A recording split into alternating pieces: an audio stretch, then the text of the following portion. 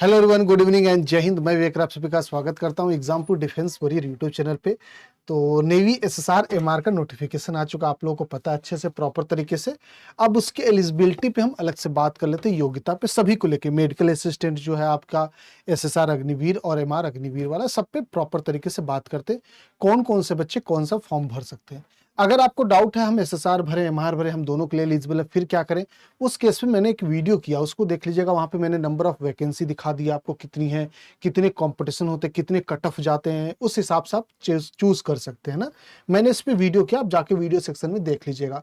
MR SSR में आपके लिए कौन सा बेहतर होगा, और कुछ इंपॉर्टेंट पॉइंट जो 5 चीजें आपको ध्यान रखनी है तैयारी स्टार्ट करने से पहले। अगर आप वो कर सकते हो तो ठीक है, अदरवाइज आपकी तैयारी आपके लिए नुकसानदेह हो सकती है। तो ऐसे में वीडियोस करते जरा, वीडियो सेक्शन में जाइए, चैनल के देख लीजिए। इस वीडियो पे डेडिकेटली हम लोग बात कर लेते हैं एलिजिबिलिटी को लेके, यानी योग्यता को लेके। जब हम एलिजिबिलिटी की बात करते हैं योग्यता, तो यहाँ पे देखिए 2 तरह की एलिजिबिलिटी होती है। पहली आपकी होती है फॉर्म भरने की, एग्जाम देने की, यानी कि आपको फॉर्म भरने के लिए डेट ऑफ बर्थ हो गया, फॉर्म डेट आपका अगर डॉक्यूमेंट लगता है, ये सारी चीजें हो जाती हैं। दूसरा सिलेक्शन होने की एलिजिबिलिटी, जहाँ पे हाइट वगैरह, जब आप फॉर्म भर रहे होते तो वहाँ पे आपकी हाइट की कोई जरूरत नहीं। जो बच्चे अगर 157 मांगा, मान लीजिए 157 सेंटीमीटर, 147, उनको भी फॉर्म भरने से कोई नहीं रोकेगा ना। तो 2 कैटेगरी में होती है, एक सिलेक्शन वाली एलिजिबिलिटी होती है और एक होता है फॉर्म भरने वाला। चलिए, ये आपका ऑफिशियल नोटिफिकेशन आप सभी लोग देख सकते हो। ये आपका एसएसआर का है, एसएसआर का आपके पास है, देख सकते हैं। एमआर का है 01/2027 और 02/2027 का। ये हमारा एसएसआर का है 02/2027 और 02/2027 एसएसआर का है। और ये हमारा मेडिकल असिस्टेंट का है नोटिफिकेशन, देख लेंगे आप सभी लोग। अच्छा, सबसे पहली चीज, मेडिकल असिस्टेंट वाले को लेकर थोड़ा सा ज्यादा बातचीत भी हो रही, क्योंकि परमानेंट वैकेंसी, बाकी दोनों अग्निवीर है। याद रखना, मेडिकल असिस्टेंट में सबसे पहला कंडीशन क्या, मैं यहाँ पे ना पॉइंट वाइज लिखता हूँ, आपके सामने हर पॉइंट उठाऊंगा और यहाँ पे लिखता चलूंगा। पीपीटी पहले से लिख के नहीं लाऊं, क्योंकि बहुत सारे बच्चे सोचते हैं कि कहीं टाइपिंग एरर कुछ हो, तो मैं आपको ऑफिशियल से उठा उठा के दिखाता रहूंगा। सबसे पहले हम बात करेंगे एसएसआर मेडिकल असिस्टेंट के बारे में। ओके, मेडिकल असिस्टेंट एसएसआर हमारे पास कौन सा है, अग्निवीर वाला है, और एमआर हमारे पास है एक है, ये तो अग्निवीर का ही है। ठीक है, एसएसआर में सबसे पहले अगर हम लोग देखेंगे, हाइट को देखा जाए तो देखो यहाँ पे 157 हाइट सेंटीमीटर मांगा, यहाँ भी 157 सेंटीमीटर, 157 सेंटीमीटर, और यहाँ पे 157। मैं थोड़ा सा ना और अच्छे से लिख देता हूँ, 157 सेंटीमीटर हाइट है, यहाँ पे भी 157 सेंटीमीटर हाइट है, यहाँ पे भी 157 सेंटीमीटर हाइट है, यानी हाइट को लेके पंगा नहीं होना चाहिए। दूसरी चीज जेंडर, तो इसको सिर्फ और सिर्फ मेल कैंडिडेट ही भर सकते हैं। तो जो एसएसआर मेडिकल असिस्टेंट वाली परमानेंट वाली ना, सिर्फ पुरुष के लिए है, महिलाओं के लिए नहीं, लड़कियों के लिए नहीं है। इसमें मेल और फीमेल सभी लोग भर सकते हैं, और इसको भी मेल और फीमेल सभी लोग भर सकते हैं। ठीक है, ये चीज ध्यान रखेंगे। पहले हमने हाइट देख लिया, दूसरा हमने जेंडर देख लिया। तीसरी कैटेगरी आपकी आती है आपके डेट ऑफ बर्थ को लेके, एज लिमिट जिसको आप बोल सकते हैं। ध्यान से देखना, ये हमारा 02/2027 का वैकेंसी है। ठीक है, ये 01/2027, 02 दोनों है, ये दोनों है, ये सिर्फ एक ही साल में एक ही आता है एक्चुअली, देखा जाएगा। ओके, चलिए, अगर मैं डेट ऑफ बर्थ वाला ब्लॉक आपको दिखाऊं यहाँ पे मेडिकल असिस्टेंट का, तो यहाँ क्लियर कट मेंशन है, candidate should be born between 1 मई 2005 से लेकर 31 अक्टूबर 2009 तक। आइए यहाँ पे देख लीजिएगा, यहाँ पे डेट ऑफ बर्थ क्या, 2 आपके हैं, क्योंकि 2 वैकेंसी है।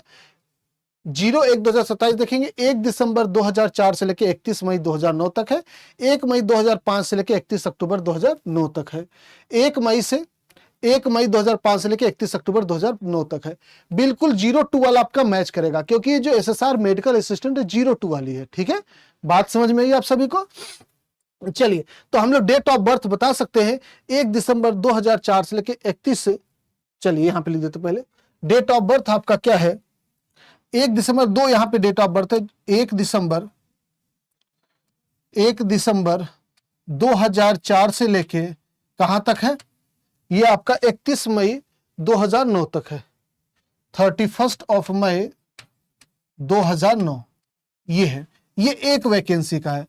ये एसएसआर का भी सेम ही है, इसमें कोई डाउट आपको नहीं होना चाहिए। अच्छा, दूसरी वैकेंसी भी आपकी यहाँ पे, तो दूसरे की आपका डेट ऑफ बर्थ क्या, दूसरे का डेट ऑफ 1 मई 2005 से लेके 31 अक्टूबर 2009 तक। 1 मई 2005 से लेके 31 अक्टूबर 2009 तक है, यही देख लीजिएगा, यही आपको दे रखा है, 31 अक्टूबर 2009 तक है। यही आपका एमआर का भी है, दूसरा वाला इंटेक का, और सेम यही आपका एसएसआर मेडिकल असिस्टेंट का है। ठीक है, तो ये हमारा डेट ऑफ बर्थ है, आप सभी लोग नोट कर लेंगे। ये हमारा डेट ऑफ बर्थ है, एलिजिबिलिटी को लेके देखेंगे।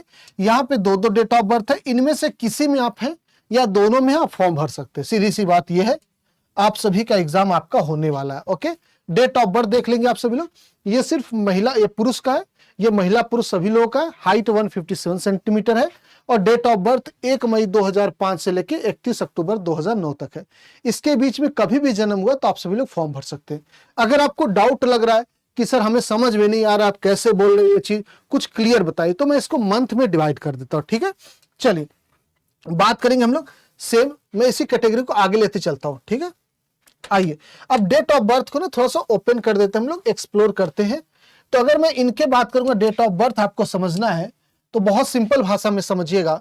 जिसका भी जन्म ये मान चलेगा 2005 में हुआ है,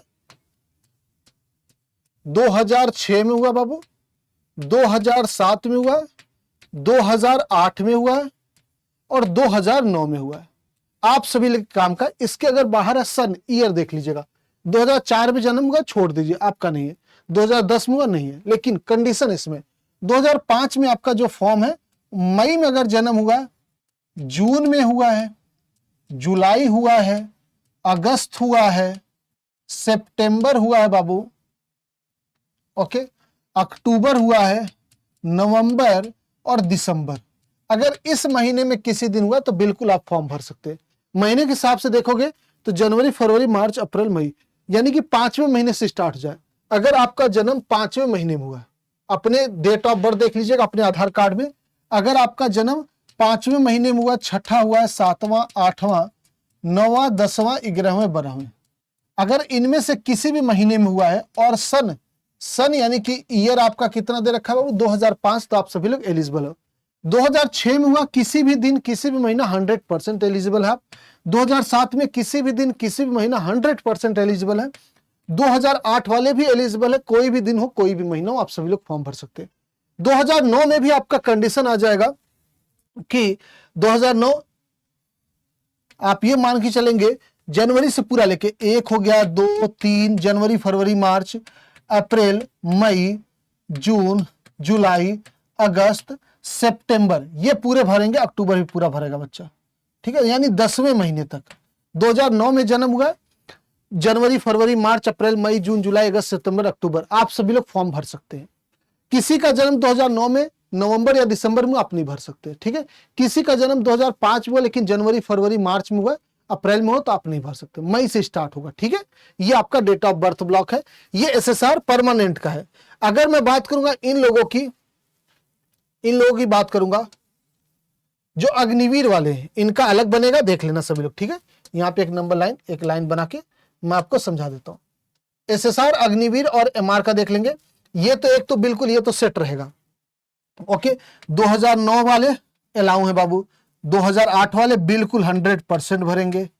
2000, एक सेकंड थोड़ा सा रुक जाना। ठीक है, मैं स्टार्टिंग से कर लेता हूं। 2004 वाले बच्चे भरेंगे यहाँ पे, 2005 वाले भरेंगे, 2006 वाले भरेंगे, 2007, 2008, 2009, आप सभी लोग फॉर्म भर सकते हो। बस ध्यान रखना 2004 में आपका जो जन्म होना चाहिए वो दिसंबर वाले बच्चे ही भर सकते हैं। ओके, अगर आपका जन्म 2004 में वो भी नवंबर में हुआ तो आप फॉर्म नहीं भर सकते। और 2005 वाले सभी भर सकते हैं इनको फॉर्म को। ठीक है, ये सभी भरेंगे। यहाँ पे कंडीशन है बस, 2006 सभी भर सकते, 7 सभी भर सकते, 8 सभी भर सकते, 9 में सेम वही कंडीशन आ जाएगा, जनवरी, फरवरी, मार्च, बेसिकली अक्टूबर तक, 7, 8, 9, 10। ओके, अगर आपका जन्म इनके बीच में हो तो आप सभी लोग फॉर्म भर सकते हो। यह है आपका एज लिमिट समझने का तरीका। अगर आपको नहीं समझ में आता ऐसे तो आप ऐसे समझ लीजिए, अपना आधार कार्ड उठाई, देखिए सन कौन सा लिखा है, फिर अगर सन 2004, 2009 है तो महीना देख लीजिएगा, ये है तो आप सभी लोग फॉर्म भर सकते हो, तारीख छोड़िए। ठीक है, क्लियर हो गया। हमने डेट ऑफ बर्थ देख लिया, हमने हाइट देख लिया, हमने जेंडर देख लिया। मेन जो होता है यही होता है फॉर्म भरने का। अब एलिजिबिलिटी पे आपका एजुकेशनल क्वालिफिकेशन आता है, आपकी पढ़ाई लिखाई, आपकी शैक्षिक योग्यता। तो देखिए एसएसआर की अगर मैं बात करूंगा, मेडिकल असिस्टेंट की बात किया, एसएसआर मैंने बात कर लिया। अग्निवीर की अगर करेंगे, एमआर की बात करेंगे तो सबसे पहला चीज यहाँ पे एसएसआर में आपको मेडिकल असिस्टेंट में 12th पास होनी चाहिए, 12वीं पास। यहाँ पे भी 12वीं पास होनी चाहिए बाबू, और यहाँ पे 10वीं पास होनी चाहिए। अगर कोई बच्चा 12वीं पास किया तो वो इसको भर सकता है, न्यूनतम 10 है, अधिकतम कितना किया उससे मतलब ही नहीं, ठीक है। तो ये आपके पास होने चाहिए। अच्छा, पास नॉर्मल नहीं, इसके साथ शर्त है कि 50% हुआ रहना चाहिए आपका 12th में, 50% होना जरूरी है। यहाँ 10th में आपका 50% होना जरूरी है। अगर 49% नहीं भर सकते, किसी सब्जेक्ट से कोई लेना देना नहीं है। जैसे एयरफोर्स वगैरह में तो इंग्लिश में 40% होना चाहिए, ऐसा कुछ करके होता है ना, 40-50%। यहाँ पे ऐसा नहीं, पूरा आपका चाहिए। ओके, इसके साथ साथ क्या कंडीशन आ जाता है इसमें, यहाँ पे आपका पीसीबी होना जरूरी है बाबू, यहाँ पे आपका पीसीएम होना जरूरी है। अब जो बच्चा पीसीबी या पीसीएम से, वो इसको भर सकता फॉर्म। कोई बच्चा पीसीएम पीसीबी से नहीं, बिल्कुल अलग है, कॉमर्स वगैरह किसी से, तो आप सभी लोग इसको भर सकते हैं। इसके लिए ओपन है सभी के लिए। ओके, सभी बच्चे भर सकते हैं, जो भी 12वीं पास है, 10वीं पास है, ग्रेजुएशन है, कोई मतलब नहीं, आप सभी लोग इसका फॉर्म भर सकते हैं। ओके, बात समझ में आ गई सभी लोगों को। फॉर्म भरा जा रहा आज से, तो सभी लोग भर देना, जाके 14 तारीख से फॉर्म स्टार्ट हो चुका है। वापस से मैं रिवाइंड करा दूं आपका, क्या क्या एलिजिबिलिटी है। हाइट देख लेना अपना बाबू, जेंडर देख लेना, कौन सा फॉर्म भर सकते हो, फिर डेट ऑफ बर्थ देख लीजिएगा। डेट ऑफ बर्थ देखने का तरीका देख लीजिएगा, आपका महीना ये है, साल ये है, महीना ये है, तो आप सभी लोग फॉर्म भर सकते हो। बहुत सिंपल सा लॉजिक है, कुछ भी इसमें नहीं। ओके, इसके बाद देखेंगे हम लोग, आपका 12वीं में 50% होना चाहिए, चाहे कोई भी हो। एमआर में 10वीं में 50% हो। मान लीजिए कोई बच्चा 12वीं में पाया 49%, सिर्फ 49, अब वो फॉर्म नहीं भर सकता पीसीएम पीसीबी से? बिल्कुल भर सकता, वो एमआर का भर देगा। एमआर में 10 में तो 50 है ना, 10 में 50 से, 12वीं में आपका कम है, कोई दिक्कत नहीं, 10वीं में 50 से। ऐसे इन लोगों में मान लीजिए 10वीं में मान लीजिए आपका कम है, पीसीबी पीसीएम वाले, और 10वीं में 49 है, लेकिन 12वीं में 53 है, 54 है, 50 से ज्यादा है, तो आप भर सकते हो।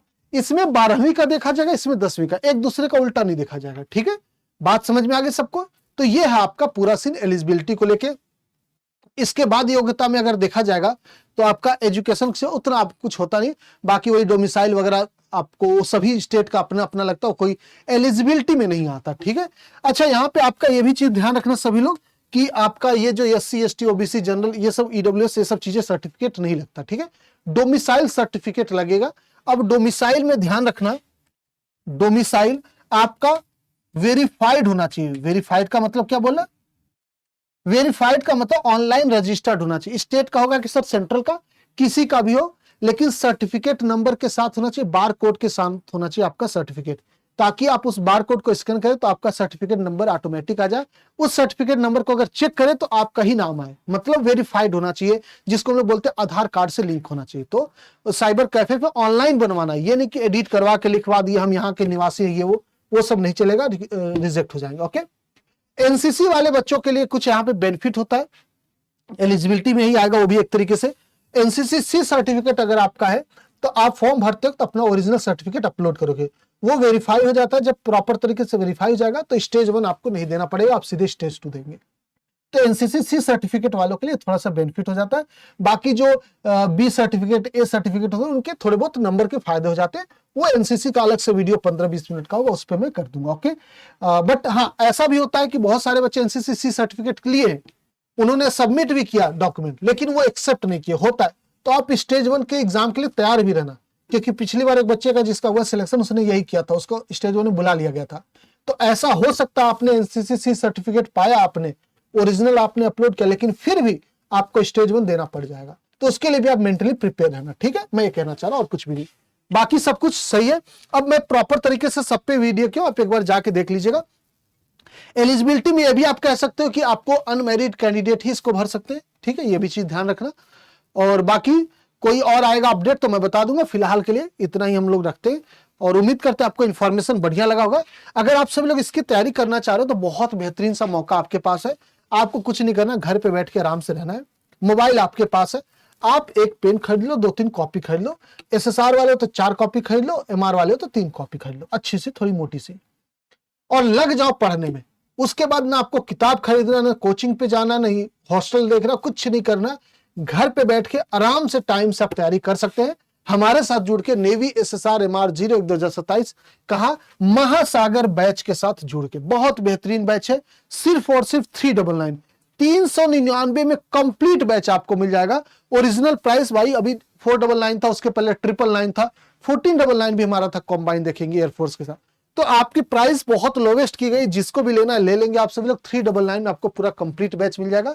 बाइलिंगुअल हिंदी और इंग्लिश दोनों लैंग्वेज में पढ़ाएंगे, आपको लाइव क्लास होगी, रिकॉर्डेड वीडियो मिल जाएगा, वो आपका क्लास नोट्स PDF मिल जाएगा, क्वेश्चन मिल जाएगा प्रैक्टिस के लिए, जो आप किताब खरीदने जाओगे वो हम देंगे आपको, मॉक टेस्ट, मैराथन, जो चीजें जरूरत होंगी हर चीज आपको हम प्रोवाइड करवाते हैं।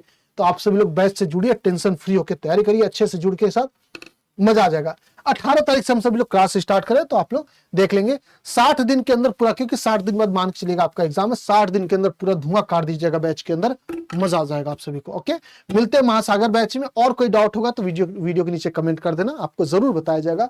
जय हिंद, जय भारत, थैंक यू।